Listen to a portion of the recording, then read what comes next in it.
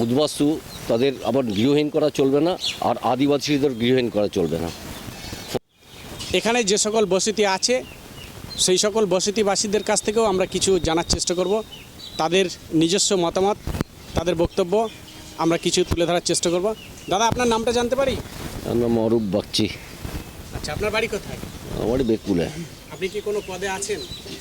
পদে বলে নয়, এখানটা একটা সমন্বয় কমিটি আমরা মসলন্দপুর করেছি। সমন্বয় কমিটি হচ্ছে গিয়ে হকার, ব্যবসায়ী এবং বস্তিবাসীদের নিয়ে। এই সমন্বয় কমিটির কনভেনার হচ্ছে আমি। আচ্ছা আচ্ছা। আর যে সকল নোটিশগুলো আপনি দেখেছেন বা আমরাও দেখেছি, আমরা কম আলোচনা করি, এই সকল বসতির উদ্দেশ্য করে আপনি কিছু বলতে চান? বসতি, এখানটায় বসতি যেটা আছে সেটা হচ্ছে কি এরা দীর্ঘদিনের বাসিন্দা, নাম্বার 1। আর এই যে রেলবস্তি, এই রেলবস্তির বিশেষত্ব যেটা সেটা হচ্ছে গিয়ে এখানটায় একটা উদ্বাস্তী শ্রেণী এইখানটা বসবাস করছে, যারা পূর্ববঙ্গ বা তৎকালীন আর কি পাকিস্তান থেকে আগত হয়েছিল। তারা এখানটা এসে রেল লাইনের পাশে বসবাস করা শুরু করেছে।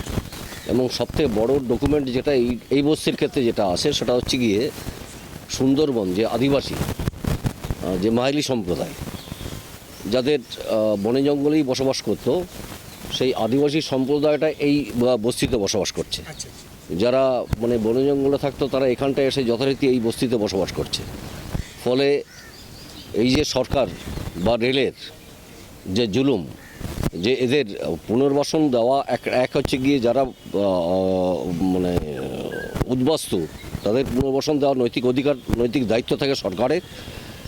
এবং ঠিক একইভাবে আজকে যারা আদিবাসী, যাদের কোনো কাগজপত্র নেই, এটা থাকা সম্ভব হয় না। আদিবাসী যারা বনে জঙ্গলে থাকতো তাদের কাগজপত্র থাকে না, তাদের জমি জমাও কোনো ছিল না। সেই একটা অংশ তারাও এই বস্তিতে বসবাস করছে।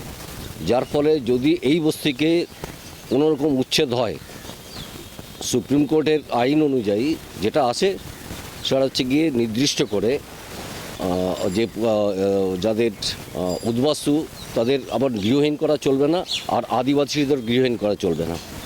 ফলে সেই দিকে যতদূর আইনের যতদূর যেতে হয় ততদূর পর্যন্ত আমরা যাব, এবং এদের কোনো রকম উচ্ছেদ করতে আমরা দেব না।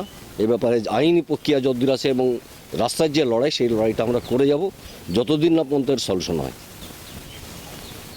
অসংখ্য ধন্যবাদ আপনাকে। এবং তার প্রসঙ্গ তো আরেকটা বিষয় বলে রেখে দিই, রেল এখনও পর্যন্ত কালকে সাবমিশন করার কথা ছিল। আমরা যে কোর্টে গেছি, রেল তার আমাদের যে প্রশ্নগুলো তুলেছি সেইগুলো নিয়ে সাবমিশন করার কথা ছিল। গতকাল ছিল ডেট, সেই ডেটে রেল সাবমিট করতে পারেনি।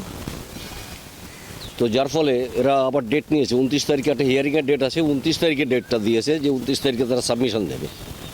আর মসলন্দপুরের ক্ষেত্রে একটা বিশেষ ব্যাপার, সেটা হচ্ছে গোটা মসলন্দপুর বনগা লাইনের ক্ষেত্রে যেটা আছে, মসলন্দপুর সবথেকে বেশি জমি একর করে আসে রেল, সবথেকে বেশি। গোবরডাঙ্গার বৈশিষ্ট্য দেখবেন, গোবরডাঙ্গার জমিদার ছিল, রেল যখন জমি গ্রহণ করছে, অধিগ্রহণ করছে, গোবরডাঙ্গা কিন্তু সেই জমি কিন্তু অধিগ্রহণ করতে পারেনি, যেহেতু ওখানে জমিদার ছিল। আর এসব জায়গা ছিল হচ্ছে গিয়ে গরিব মানুষ চাষবাস করে খেত, তাদেরকে উচ্ছেদ করে দিয়ে তাদের কোনো ডকুমেন্ট তাদের কাছ থেকে লিখিত নিতে পেরেছে, সেরকম কোনো ডকুমেন্ট এখনো পর্যন্ত সাবমিট করতে পারেনি। ফলে রেলেরই এটা জায়গা, রেল কিন্তু প্রমাণ করতে পারবে না। যার পরিপ্রেক্ষিতে দাঁড়িয়ে এই মানুষগুলোকে কোনো রকম উচ্ছেদ অভিযানে যাতে না করতে পারে, এ ব্যাপারে যা যা করার সেটা প্রক্রিয়াগতভাবে আমরা সেটা করছি এবং সেটা আগামী দিনেও করব। বর্তমান রাজ্য সরকারের উদ্দেশ্যে কিছু বলবেন? রাজ্য সরকারকে অবশ্যই বলবো, এর আগে আমরা চেষ্টা করেছি, প্রয়োজনে আমরা আবার ডেপুটেশন দেওয়ার জন্য রাজ্য সরকারের কাছে, মুখ্যমন্ত্রীর কাছে আমরা টাইম চাইব।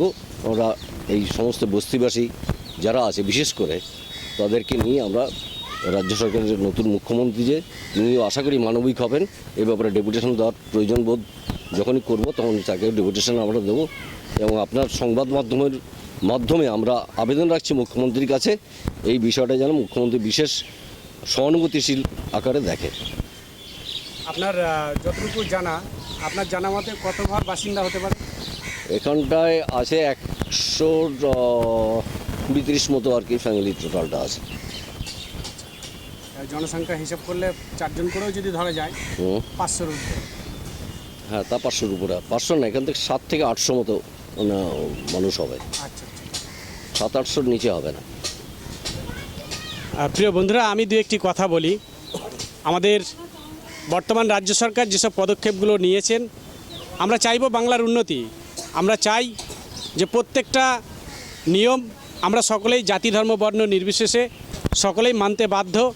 কিন্তু আমাদের কাছে কথা হচ্ছে, যারা দাদা যেমন বললেন যে একসময় বনে জঙ্গলে বসবাস করতো, তারাও সমাজে মেশার সাথে সাথে তারা একটু সরকারি জায়গায় বসবাস শুরু করেছিল বা এখনও পর্যন্ত আছে।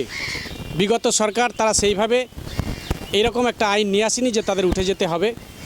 এখন যদি আমাদের রাজ্য সরকার, মাননীয় মুখ্যমন্ত্রী, আপনি বা আপনাদের উচ্চপদে যারা আছে, এই সকল মানুষগুলোর উদ্দেশ্য করে অন্তত একটু মানবিক হন, একটু যদি বেশি সময় দেন এবং দাদা যেসব কথাগুলো বলল, যদি এমনটি হয় তাহলে অনেক মানুষ উপকৃত হবে, অনেক মানুষ উপকৃত হবে। আপনি যেসব আইনগুলো নিয়ে আসবেন অবশ্যই সংবিধান মেনেই নিয়ে আসছেন, আমরা সকলেই মানতে বাধ্য, আমরা মানব। কিন্তু অন্তত যারা এই জায়গাটায় নিজের মতন করে সারাদিন যেখানেই থাকুক না কেন, এই জায়গাটায় এসে তারা একটু রাত্রে ঘুমায়, শান্তিতে বসবাস করে, একটা তাদের আস্থানা, একটা অন্য পশু পাখিও উড়ে গেলে অন্য জায়গায় গেলেও তারা ঠিক তাদের বাসাতে আবার ফিরে আসে। ঠিক তেমন মানুষগুলোও তাদের একটা যে স্থান, সেই স্থানের নির্দিষ্ট স্থানে আবার ফিরে আসে। আপনার কাছে আমাদের অনুরোধ, আপনি এই দিকটা একটু দেখবেন। যদি তাই হয় অনেক মানুষ উপকৃত হবে। আপনি বর্তমানে আমাদের মাথার উপরে আমাদের অভিভাবক, আপনার প্রত্যেকটা আমরা আইন মানব, সংবিধান মেনেই নিশ্চয়ই আপনি পদক্ষেপ নিয়েছেন, কিন্তু আমাদের দিকে একটু আপনি দৃষ্টি দেন, তাহলে অনেক মানুষ উপকৃত হবে। ধন্যবাদ।